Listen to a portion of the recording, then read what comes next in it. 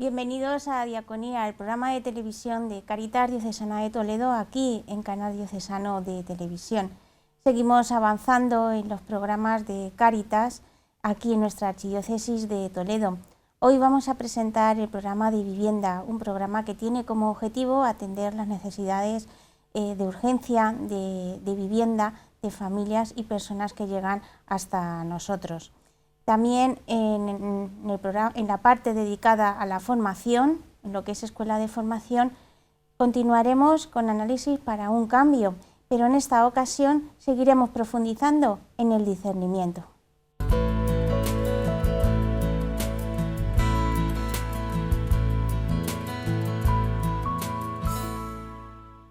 Para hablar del programa Vivienda me acompañan aquí en los estudios de Canal Diocesano Alicia Medina, que es coordinadora del área de familia de Cáritas. Hola, Alicia. Hola, ¿qué tal?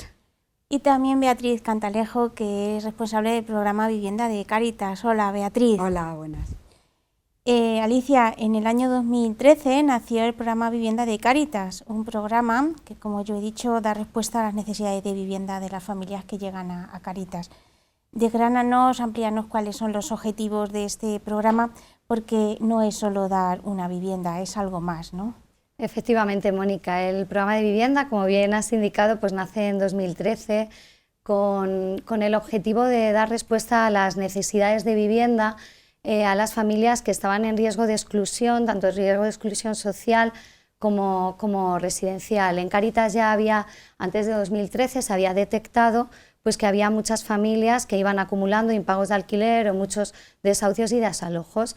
Entonces nace el proyecto de vivienda que se llama Sagrada Familia, principalmente para en un inicio acompañar a las familias para aliviarles esa situación de angustia y de bloqueo que tiene cualquier familia cuando no tiene recursos económicos y ve que tiene un recibo de la luz que pagar, un recibo de alquiler. Entonces, bueno, pues hay como varios objetivos o varias líneas de acción dentro del proyecto. Por un lado está la mediación y paralización de desalojos y desahucios, donde Cáritas pues bueno, interviene en lo que es en el proceso para que nos den tiempo para poder dar una respuesta a la familia y que el desalojo no sea inmediato, que normalmente suele ser así los casos que nos llegan. Y por otro lado, una vez la familia está con nosotros, pues bien, tenemos, que lo explicará Beatriz, ¿no?, más adelante, algunas viviendas nuestras, otras conveniadas, y otras también ayudamos a la familia pagando su propio alquiler en la vivienda que tenga alquilada. La diferencia es que no se centra en lo que es la ayuda económica o la ayuda propia de vivienda, sino que por eso es importante pues, la figura de las educadoras sociales, en este caso pues estamos Beatriz y yo, porque acompañamos a la familia en todo el proceso, desde que las conocemos hasta que se estabiliza, tanto la familia como los menores. Trabajamos la parte escolar, la parte sanitaria, dependiendo de las necesidades, hasta que pues, se estabiliza y mejora su situación. En ese acompañamiento vosotros no solo descubrís la necesidad de vivienda, sino que habéis descubierto otras pobrezas, porque por ejemplo me viene a la cabeza Proyecto Mater, que también nació a partir de ahí, ¿no? Sí que es cierto que a raíz del programa de vivienda nace Proyecto Mater también, de las necesidades que veíamos. El proyecto Rompe tu Silencio también, pues porque vimos que había un aumento en la violencia, ¿no?, en la violencia familiar, y cambió también un poquito la dirección. ¿Por qué? Porque el acompañamiento, pues bueno, esa es la clave, ¿no? Cuando tú acompañas a la familia, estás en su casa durante horas, les escuchas, vas detectando, vas conociendo a fondo, pues bueno, que no solo el problema económico normalmente es como la punta del iceberg, digamos, pero las causas son una serie pues, de heridas y de situaciones quizá más complejas y más profundas, bueno, en la que la Iglesia, ¿no?, a través de Cáritas, pues queremos estar ahí en esa herida. Cáritas todavía es desconocida en muchos programas, uno de ellos es el programa Vivienda, a pesar de que ya lleva pues, más de 7 años. ¿Cómo se financia? ¿Quién hace frente también pues, a los pagos de alquileres y todo lo que nos estás contando? Bueno, pues eso sí que forma parte, ¿no?, también del trabajo un poco desconocido de los técnicos de Cáritas, pues que es toda esa parte, ¿no?, un poquito más rollo de la búsqueda de financiación, de elaborar proyectos, buscar gente que colabore y donantes. Entonces, bueno, en el caso del programa de vivienda tenemos la financiación del 40% así del proyecto del IRPF, pero también vamos conociendo gente y entidades que van conociendo el proyecto. Por ejemplo, la Fundación, me estoy acordando ahora mismo, la Fundación La Caixa colaboró en uno de nuestros edificios, no había calefacción, y colaboró aportando, ¿no?, económicamente para poder tener calefacción en todas las viviendas.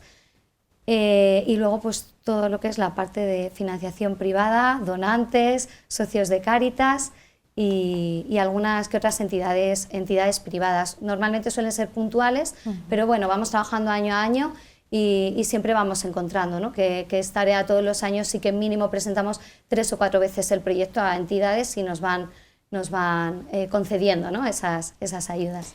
Y Beatriz, muchas personas se preguntarán, ¿y dónde están esas viviendas? ¿Tiene parque de vivienda? Porque no es una familia a la que ayudáis, que son muchas, varias. Son muchas, sí. Ayudamos, ya sabes, en toda la diócesis de Toledo, y efectivamente Cáritas tiene un parque de viviendas. En el casco histórico tenemos un edificio de 7 viviendas.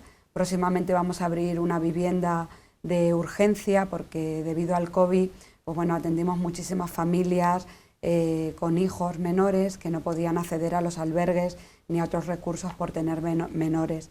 Entonces, bueno, con el equipo técnico del área de familia pensamos en crear una vivienda de urgencia para madres con hijos menores, ¿no?, que tuvieran un espacio, ese tiempo que dan en los albergues, que es un tiempo hasta que podamos encontrar un recurso adecuado para la familia.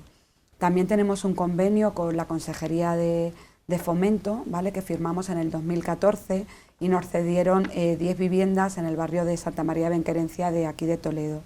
Entonces, bueno, pues nos cedieron las viviendas para utilizarlo para familias sin hogar y bueno, pues la demanda, como entenderás, es muy grande y a veces tenemos que cubrir no con dar una vivienda, sino con el pago, como bien ha dicho Alicia, con el pago de alquileres y poder salir de ese agobio que tienen de que ni siquiera tienen para pagar un alquiler o una hipoteca, o cuántas personas ahora con el COVID pues se quedan sin empleo y realmente no tienen para pagar su vivienda.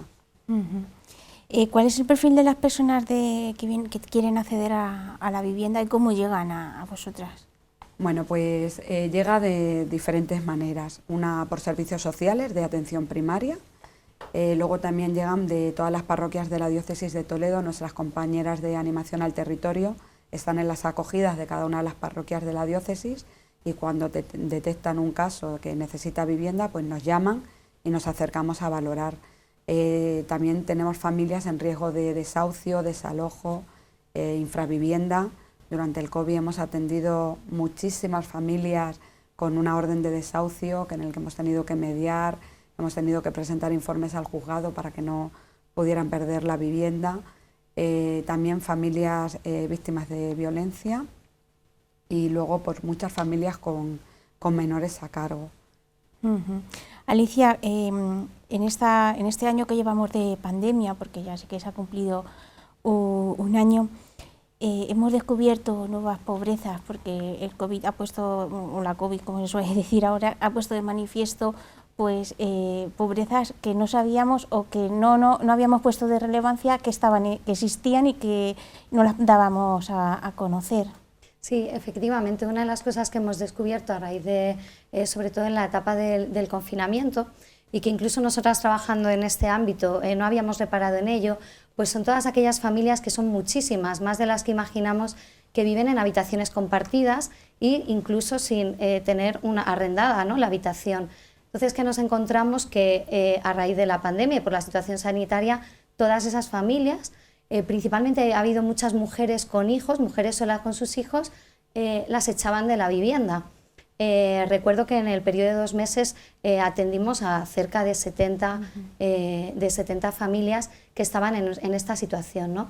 De ahí nace el proyecto Bethesda, que si Dios quiere pues lo arrancamos este mes de febrero, que es, como decía Beatriz, dar la alternativa a cuando alguien, una familia con niños se queda en la calle, no tengan que pasar a una pensión y evidentemente a un albergue. Al no aceptar menores tampoco pueden pasar. Entonces es esa alternativa.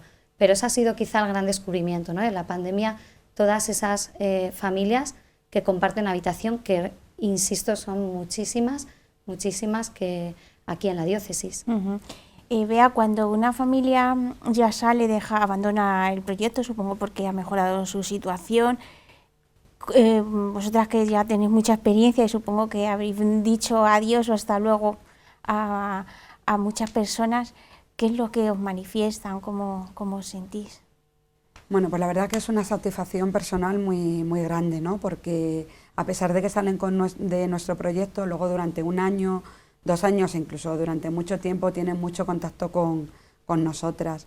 Entonces, pues bueno, es un proyecto, como ella ha dicho, es un acompañamiento de un educador, un trabajo directamente con la familia, muy al día a día, que prácticamente es como si te los llevaras a tu casa, porque al final compartes con ellos muchísimas cosas, y entonces cuando ves que van cumpliendo objetivos para poder salir adelante, ¿no? Me estoy acordando de un caso de una familia de Cuba, ¿no? que bueno, pues hemos conseguido homologar toda su titulación y actualmente están trabajando en la medicina, ¿no? y ya salen en breve del proyecto, ¿no? y es una satisfacción personal pues muy grande, ¿no? Porque les hemos ayudado durante un tiempo, que llegan sin nada, ¿no?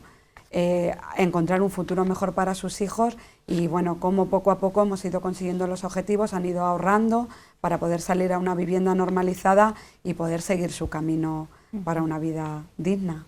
Y ya por último, Alicia, si alguna de las personas que nos están viendo en el programa Diaconía dice, pues a lo mejor yo tengo una vivienda o la puedo ofrecer a Cáritas, ¿qué tiene que hacer? Lo queremos, ¿no? Sí, por supuesto. O sea, lo que tienen que hacer es ponerse en contacto bien por la web o bien por el teléfono de Cáritas, o llamando directamente al teléfono nuestro de vivienda, que aparece en la web de Cáritas, aparece nuestro proyecto con el teléfono, y pues les atendemos y estaríamos pues encantadas de poder, cuanto más recursos y más fuerza hagamos entre todos, pues más podremos ayudar. Muy bien, muchísimas gracias. A ti, Mónica. Vosotros. Como han visto imágenes de viviendas que han sido inauguradas por Cáritas y que han sido rehabilitadas por el taller de polimantenedor de edificios de Cáritas. Esas viviendas forman parte del parque de viviendas de Cáritas, de este programa que estamos hablando. Pues a continuación vamos a pasar a la Escuela de Formación.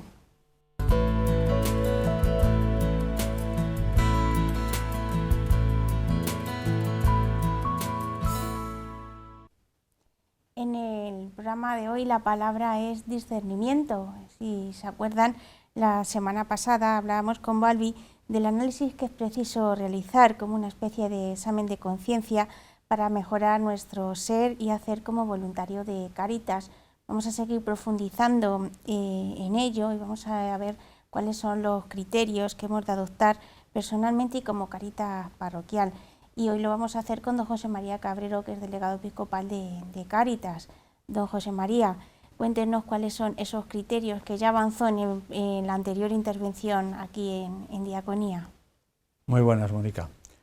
Sí, bueno, lo primero es que dice San Pablo que el hombre espiritual lo juzga todo, en el sentido lo discierne todo, ¿no?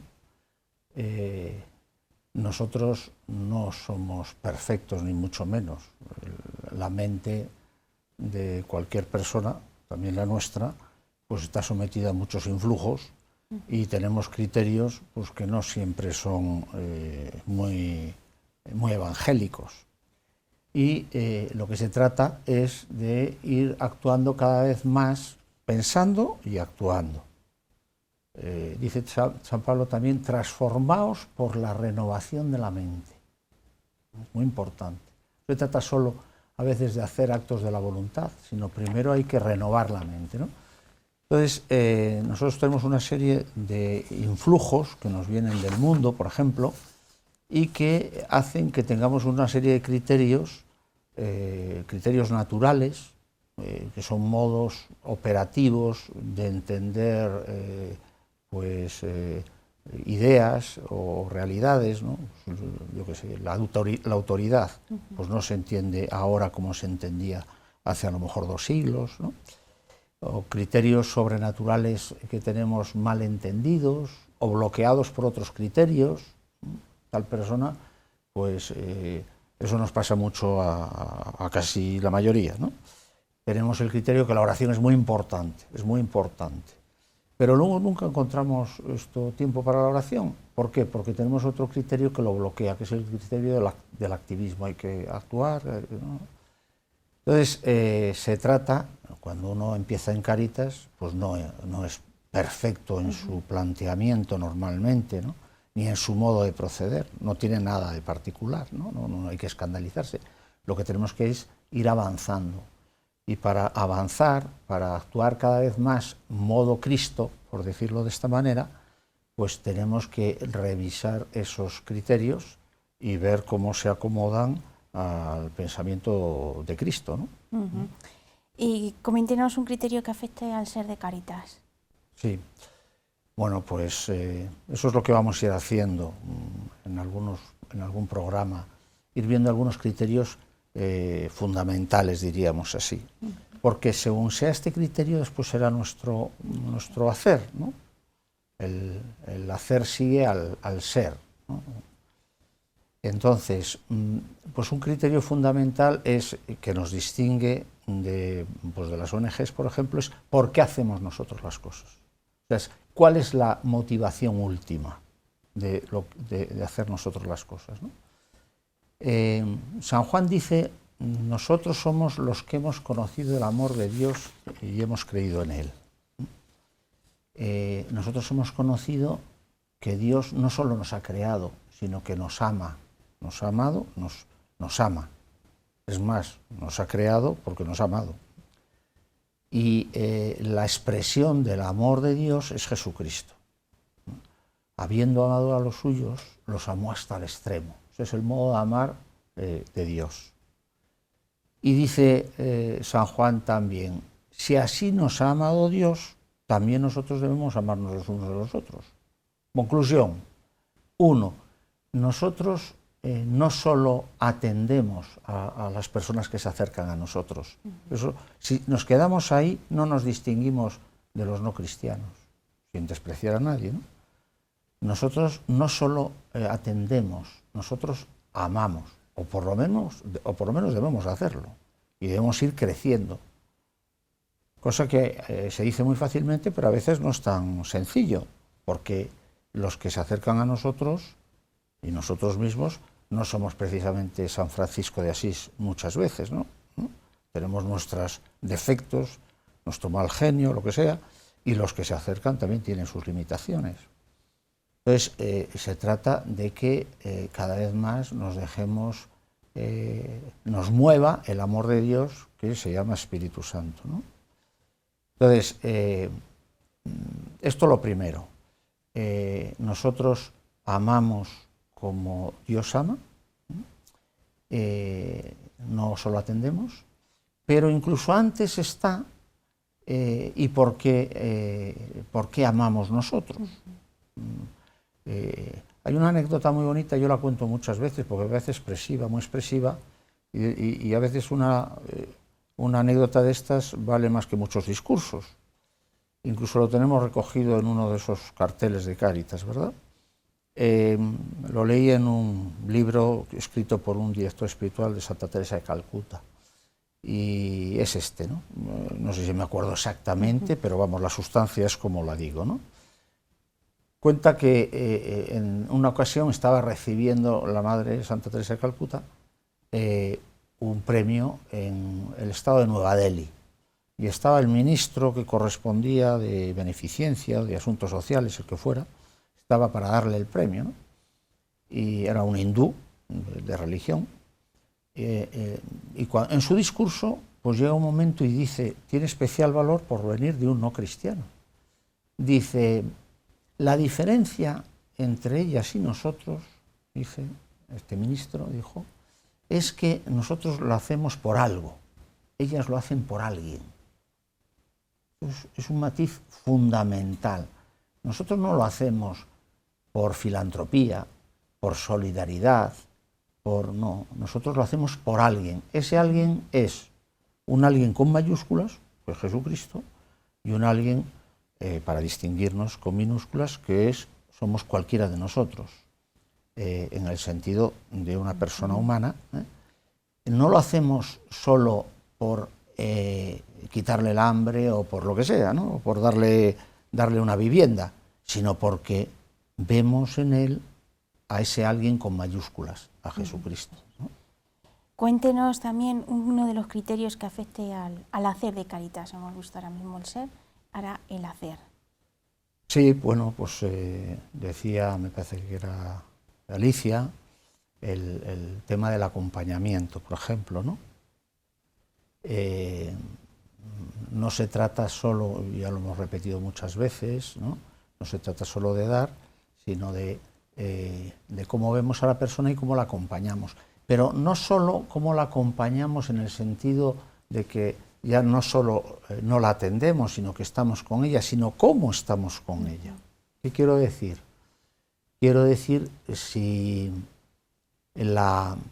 contamos con ella en el proceso, supongamos pues, que sea una familia, que hemos acogido una vivienda nuestra, y hay que acompañarla hasta que se salga de su situación, digamos, de necesidad y se pueda valer por sí misma.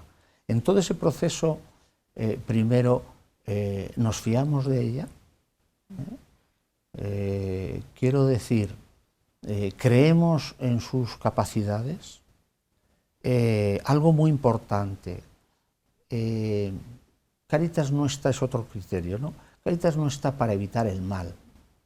No es que nos van a engañar, es que no, nosotros no estamos para eso. Nosotros estamos para promover el bien. Y promover el bien significa que nosotros confiamos en las personas, ¿no? Y contamos con sus capacidades y creemos en su opinión y las pedimos su valoración de cómo lo estamos haciendo. No solo las valoramos nosotros a ellas, en el buen sentido de la palabra, quiero decir, ¿no? No en el sentido de juicio negativo, sino, bueno, a ver cómo lo vamos haciendo. Porque ellas también nos tienen que valorar a nosotros y tienen que decirnos, pues, lo hacéis bien o no lo hacéis bien, o es mejor que lo hagáis de esta manera, o tenéis que tener en cuenta este otro aspecto, ¿no? Entonces, es muy importante todo esto, fijarlo, estudiarlo, revisarlo, para luego ir modificándolo y, como decía antes, actuar más en modo Cristo, ¿no? Muchas personas piensan que porque es pobre o porque tiene necesidad, pues puede estar en una vivienda cualquiera o se la puede dar trabajo indigno. Ese no es el modo de hacer de un cristiano ni de Cáritas. Claro, mira, a mí me viene a la cabeza ahora, se me ibas hablando, una frase o una expresión de San Vicente de Paúl, ¿no? Que decía, los pobres nuestros señores. La gente necesitada, y cuando digo necesitada no me refiero, porque siempre nos vamos a pensar en las necesidades económicas, y no, el necesitado postario también, y tener muchísimos medios económicos y una situación pues muy desahogada en todos los aspectos, ¿no? Pues es una necesidad afectiva, por ejemplo, ¿no? Nosotros lo que tenemos que intentar siempre buscar, pues es que la persona, sobre todo, se sienta digna. O sea, somos hermanos, ¿no? O sea, Cáritas no es una institución en la cual nosotros atendemos desde arriba, o por lo menos esto es lo que intentamos, ¿no? A personas que están ahí como carentes y no, somos hermanos, somos hijos de Dios y nos ayudamos. Y hoy, y esto se lo digo muchas veces a ellos, ¿no? Porque me encuentro con personas que han pasado de una situación, me acuerdo una vez una que me decía, realmente es triste, ¿no? Yo antes estaba de ese lado, me decía, ¿no? A mí no me gusta ponerme con una mesa como si fueras en el banco, ¿no? Porque pasa eso, ¿no? antes estaba yo de ese lado y ahora estoy de este. Es mejor quitar las mesas, ¿no? Para que no haya... Pues la persona, yo creo que ese debe ser un punto muy importante en el acompañamiento que tenemos que hacer, los espacios y el tiempo que hay que dar a las personas que vienen. Se tienen que sentir sencillamente como en casa. No digo que lo hagamos, ¿no? O sea, que tenemos pues, muchas deficiencias y bien. También ellos tienen que tener comprensión con nosotros, ¿no? Pues nosotros no somos, ya digo, San Vicente Paúl, ¿no? Entonces, pero es importantísimo que se sientan en casa, que la Iglesia sea su casa, ¿no? Que Cáritas sea su casa. Y por lo tanto, no les estamos haciendo ni un favor, porque además que no es verdad que les hagamos un favor, es que es suyo. La Iglesia no se cansa de decir que sobre la propiedad privada, ¿no? Sobre los bienes de uno hay una hipoteca social. Yo no administro. Hay una expresión muy anticristiana, que es yo con mi dinero hago lo que quiero. Eso es falso. De ahí se pasa a yo con mi cuerpo hago lo que quiero, y viene el aborto, por ejemplo, ¿no? Yo con mi dinero no hago lo que quiero, porque mi dinero no es mío, mi dinero es de Dios. Y por lo tanto, mi dinero es tuyo. Si Dios, San Juan dice, si uno viendo a su hermano padecer necesidad le cierra las entrañas, ¿cómo diremos que la caridad de Dios habita en él? Es decir, traducido a hoy, si uno viendo a su hermano padecer necesidad, ¿cómo se acerca a comulgar? Pues ahí nos deja la reflexión don José María. Hoy hemos hablado de discernimiento, de qué criterios afectan al ser y al hacer de Cáritas. Quédense con una frase que ha dicho don José María y que en muchos de los carteles de Cáritas están. Unos lo hacen por algo, nosotros lo hacemos por alguien. Pues hasta aquí nuestro programa de diaconía de esta semana. Nosotros volveremos, si Dios quiere, la próxima semana. Hasta la semana que viene, que Dios les bendiga.